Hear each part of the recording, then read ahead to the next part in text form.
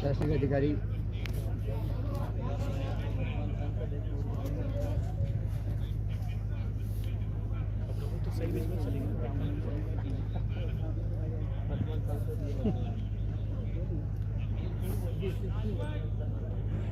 अभी हार गए। अच्छा वहाँ से बन गया, सॉरी। ओके हाँ। भारत संकल्प यात्रा का जो पुष्कर गनायड़ा में हमारे गांव में कैंप लग रहा है और इसमें हमारे प्रदेश के माननीय मुख्यमंत्री जी भजन लाल शर्मा जी पहली बार पधार रहे हैं। और क्योंकि ये मेरा खुद का गांव भी है और मेरे गांव के बड़े माता पिता भाई बंधु सब लोग यहाँ उपस्थित हैं और हम चाहते हैं कि सभी हर्षोल्लास से माननीय मुख्यमंत्री जी का स्वागत करें। हम सब ने पूरी तैयारियां स्वागत की है, बहुत ही उत्साह है और मैंने यहाँ एक सैंड आर्ट बनाकर माननीय मुख्यमंत्री जी के वेलकम के लिए आर्ट किया है। आपका नाम? Sand artist Ajay Rawat Pushkar. जिला कलेक्टर मैडम से निवेदन है कि माननीय मुख्यमंत्री महोदय का स्वागत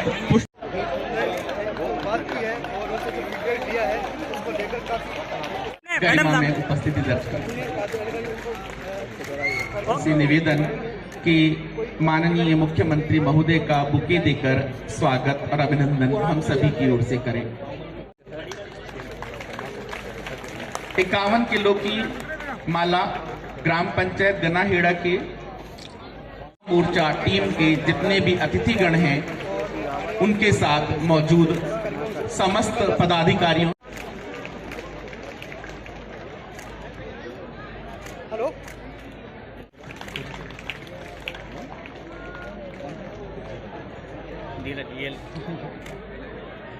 पुष्कर की ओर से भगवान विष्णु की गदा भेंट करें। जोरदार तालियों के साथ आपकी उपखंड ये एक तो नीचे वाली फोटो और ऊपर वाली फोटो की कमी को देखते हुए हम कि अपने बीच में राजस्थान के लोकप्रिय जन जन के हृदय सम्राट चमत्कारी व्यक्तित्व के धनी और 24 घंटे में से 18 से 19 घंटे काम करने वाले ऐसे हमारे प्रदेश के लोकप्रिय मुख्यमंत्री परम श्रद्धेय भजन लाल जी शर्मा साहब पहली बार तीर्थराज पुष्कर की धरा पे पधारे। एक बार जोरदार तालियां। और हर कार्यकर्ता के अंदर, हर जनता के अंदर, आम जनता के अंदर एक हर्षो उल्लास पहली बार मुझे ऐसा देखने को मिला। इसके लिए मैं भी हृदय के अंतकरण से आपका स्वागत और अभिनंदन करता हूं। साथ ही ये जो कैंप चल रहा है, कैंप के अंदर हमारे केंद्र सरकार की योजनाएं गांव गांव करता हूं। एक बार जोरदार आप सब ताली बजा के वंदन करें और अभिनंदन करें। और माननीय मुख्यमंत्री जी, हम आपको विश्वास दिलाते हैं कि आपकी जो भी योजनाएं हैं, जन कल्याण योजना है, वो हम सब लोग मिलकर जन जन तक पहुंचाएंगे। एक बार पुनः मैं आपके हृदय के अंतकरण से स्वागत करता हूं, आप सबका अभिनंदन करता हूं क्योंकि समय की कमी है। इसके लिए आप सबका बहुत बहुत धन्यवाद और आपका पुनः स्वागत। राम राम साहब, जय श्री राम। हम शपथ लेते हैं कि भारत को 2047 तक आत्मनिर्भर और विकसित राष्ट्र बनाने के सपने को साकार करेंगे। गुलामी की मानसिकता को जड़ से उखाड़ फेंकेंगे। देश की समृद्धि विरासत पर गर्व करेंगे और देश की रक्षा करने वालों का सम्मान करेंगे। नागरिक होने का कर्तव्य निभाएंगे। भारत माता की जय। विकसित भारत संकल्प यात्रा के शिविर में आपके अपने ही लोक लाडले और कैबिनेट मंत्री सम्माननीय सुरेश रावत जी, आपके अपने लोकप्रिय सांसद सम्माननीय भागीरथ चौधरी साहब, पार्टी के जिला अध्यक्ष भाई देवी शंकर जी भूतड़ा जी, हमारी प्रधान श्रीमती सीमा रावत जी, प्रधान रामचंद्र जी ठाकर साहब, श्रवण सिंह जी रावत, जिला परिषद सदस्य महेंद्र सिंह जी, लीला देवी जी और हमारे इस पुष्कर पालिका के अध्यक्ष भाई कमल पाठक जी, मंच पर विराजमान सभी हमारे और बहनों, सभी को मैं नमस्कार करता हूं, सभी को मैं प्रणाम करता हूं। मैं आज अपने आप में अभिभूत हूं, क्योंकि मैं तीर्थराज पुष्कर और ब्रह्मा जी की धरती पर आया हूं। मैं तीर्थराज पुष्कर और ब्रह्मा जी को भी मैं नमन करता हूं। सभी तीर्थों के राजा पुष्कर जी की यह झील, इसमें डुबकी लगाए बिना कोई तीर्थयात्री नहीं रहता और यहां की पवित्रता दुनिया में प्रसिद्ध है। प्रदेश के हृदय में बसा ये ऐतिहासिक नगर अपनी संस्कृति, शिक्षा और पर्यटन को आगे बढ़ाने का काम करता है। अरावली पर्वत से घिरे शहर के अंदर हम जो अजमेर की बात करते हैं तो आना सागर, फाय सागर जैसी झीलें दुनिया के सैलानियों को लुभाने का काम करती हैं। इस धरा पर पृथ्वीराज चौहान जैसे पराक्रमी योद्धा हुए हैं। मैं ऐसे सूरवीरों को भी नमन करता हूं। गानाहेड़ा अजमेर में आयोजित विकसित भारत संकल्प यात्रा के इस शिविर में आप सभी का स्वागत है। ये किसानों की भूमि है। यहाँ का किसान अरावली के कठोर धरातल को अपने पसीने से सींचता है। हम अपने प्रदेश के किसानों के हित की रक्षा के लिए प्रतिबद्ध हैं। हमने उनकी बेहतर काम करने की हमने प्रारंभ किया है। मैं आपको बताना चाहता हूं, हमारे देश के यशस्वी प्रधानमंत्री सम्माननीय नरेंद्र मोदी जी गांव दाढ़ी में बैठे उस किसान की चिंता करते हैं, उस गरीब की चिंता करते हैं, उस मजदूर की चिंता करते हैं, उस भाई की चिंता करते हैं, बहन की चिंता करते हैं, युवाओं की चिंता करते हैं। हमेशा वो कहते हैं कि किसान आगे बढ़ेगा तो देश आगे बढ़ेगा, क्योंकि किसान कहते हैं ना, कहावत है कि हारी जंग पर कौन लड़ता है। ये किसान ही है जो हारी हुई जंग पर लड़ता है। उसकी फसल भी खराब होती है, कभी फसल कम आती है, लेकिन अगली बार भी वो उसी काम को करता है और इस देश के उन सभी नागरिकों का पेट पालने का काम करता है जो किसान पर आधारित रहते हैं। मैंने अभी उनको ये निर्देश भी दिए कि रबी की फसल है और किसान किस तरह से इस फसल को पैदा करता है। अगर इसको समय पर पानी नहीं मिला, बिजली नहीं मिली, तो किसान को परेशानी होगी। मैंने निर्देशित किया है कि किसान को पर्याप्त बिजली मिले, किसान बिजली के बिना परेशान नहीं रहे।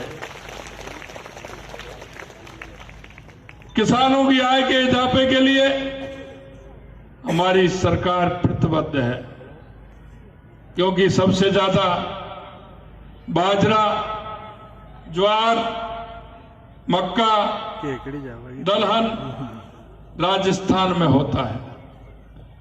मैंने हमारे खाद्य आपूर्ति मंत्री जी पीयूष गोयल जी को पत्र लिखा है कि बाजरा और ज्वार राजस्थान में होता है, क्यों ना हम मिनट्स में और प्रदेशों में ज्वार और बाजरा देने का काम करें, जिससे कि हमारा किसान को उसका ठीक प्रकार से भाव मिल पाए। माननीय हमारे यशस्वी प्रधानमंत्री जी हमेशा कहते हैं, और इन शिविरों के माध्यम से भी हम आपसे कहना चाहते हैं, हमारा वो किसान भाई है जिसको किसान क्रेडिट कार्ड, प्रधानमंत्री फसल बीमा योजना, प्राकृतिक खेती करने वालों से हम वार्ता करते हैं। ड्रोन का प्रदर्शन, क्योंकि वो उपयोगी है, आने वाले समय में वो किसान के लिए बहुत उपयोगी रहेगा। किसानों को जोड़ने का काम इस शिविर की यात्रा में हम किसानों को दे रहे हैं। मैं आपसे कहना चाहता हूं, माननीय प्रधानमंत्री जी द्वारा सरकारी योजनाओं का लाभ आम जन तक पहुंचे, इस अभियान में लोग बढ़ चढ़ करके हिस्सा लें।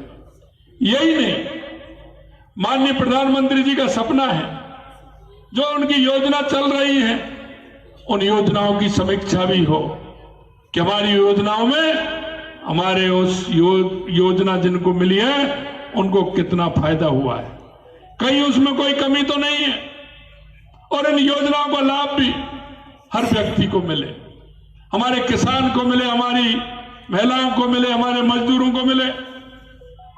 मैं आपसे इतना ही कहना चाहता हूं कि एक शिविर के माध्यम से कोई भी पात्र व्यक्ति जिसको जिस योजना को लाभ मिलना है वो छूट ना जाए। ये हम आप सभी की जिम्मेदारी है कि वो छूटे ना। माननीय प्रधानमंत्री जी की योजना का लाभ मिले। माननीय प्रधानमंत्री जी की गरीब कल्याण की योजना हर व्यक्ति के लिए है। मैं आपको बताना चाहता हूं, यहां एक ऐसी यात्रा है जो भारत को विकसित राष्ट्र बनाने का काम कर रही है। ये हमारे प्रदेश में ही नहीं, पूरे देश के अंदर ये यात्रा चल रही है, और इस यात्रा का लाभ हर व्यक्ति को मिल रहा है। ये यात्रा जन आंदोलन का रूप ले रही है। अजमेर वासियों को इस यात्रा का भरपूर लाभ मिल रहा है। यहां अभी तक आयोजित 127 शिविरों में करीब 2,05,000 लोगों ने अजमेर के अंदर हिस्सा लिया है। यही नहीं, करीब 42,000 लोगों की टीबी की जांच अजमेर के अंदर हुई है। करीब 17,000 आयुष्मान कार्ड इस शिविर के माध्यम से बने हैं। मेरा भारत स्वयंसेवकों में करीब 9,000 पंजीकरण हुए हैं। करीब 7,500 किसानों को क्रेडिट कार्ड बने हैं। प्रधानमंत्री उज्ज्वला योजना में करीब 4,000 लोग लाभान्वित हुए हैं। मैं आपसे निवेदन करना चाहता हूं, जो हमारे किसान भाई थे, हम किसान सम्मान निधि देने का काम माननीय देश के यशस्वी प्रधानमंत्री जी ने किया है।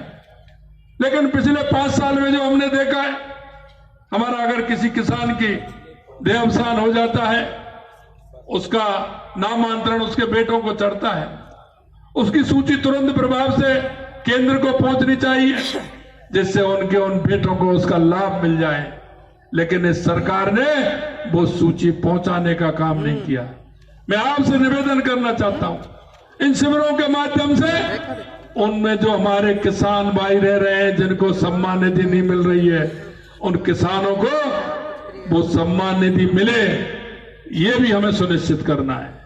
मित्रों, मैं आपसे इतना ही कहना चाहता हूं कि राजस्थान में 1 जनवरी 2024 से, क्योंकि आपकी सरकार को अभी 1 महीना भी नहीं हुआ, लेकिन जो हमने आपके साथ चुनाव में जो संकल्प लिया था, जो हमने आपसे वादा किया था, हमें पता है जनता के बीच में जाना है, हमारा कार्यकर्ता वादा करता है, हमें उन वादों को पूरा करना है।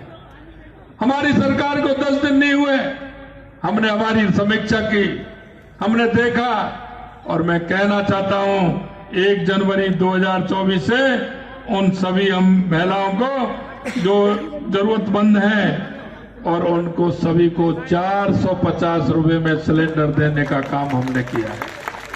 लाख को हम देने वाले हैं। यही नहीं, हमने जो वायदे किए उन वायदों को धीरे धीरे आप देख रहे हैं। कांग्रेस वाले कहते हैं 19 पेपरों में से 17 पेपर लीक किए। अरे भाई, ये युवा है और युवा रोजगार के लिए पेपर देता है। युवा के मन में जो टीस थी, युवा के मन में जो उफान था, युवा जो परेशान था, हमने कहा कि हमारी सरकार आएगी, हम एसआईटी गठित करेंगे। और मित्रों, मैं कहना चाहता हूं, एडीजी के नेतृत्व में हमने एसआईटी गठित की और उस एसआईटी ने काम भी प्रारंभ कर दिया।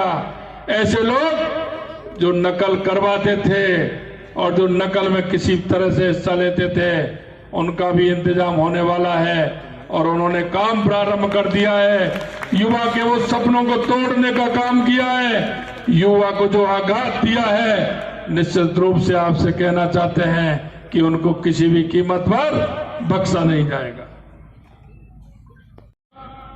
केस ऑफिसर स्कीम के तहत ट्रायल भी किया जाएगा, जिससे कि उनको मालूम पड़े कि नकल करना कितना महंगा होता है। संगठित अपराध के लिए हमने गैंगस्टर टास्क फोर्स का भी गठन किया है, जिसने अपना काम प्रारंभ किया है। जिस तरह के अपराध होते थे और अपराधी निकल जाते थे। ये राजस्थान है, ये शक्ति और भक्ति की धरती है, ये अपराध की धरती नहीं है। हम कहना चाहते हैं, यहां किसी भी तरह का अपराध सहन नहीं किया जाएगा। आपकी सरकार ने ये काम भी प्रारंभ कर दिया है कि नाम बदल दिया।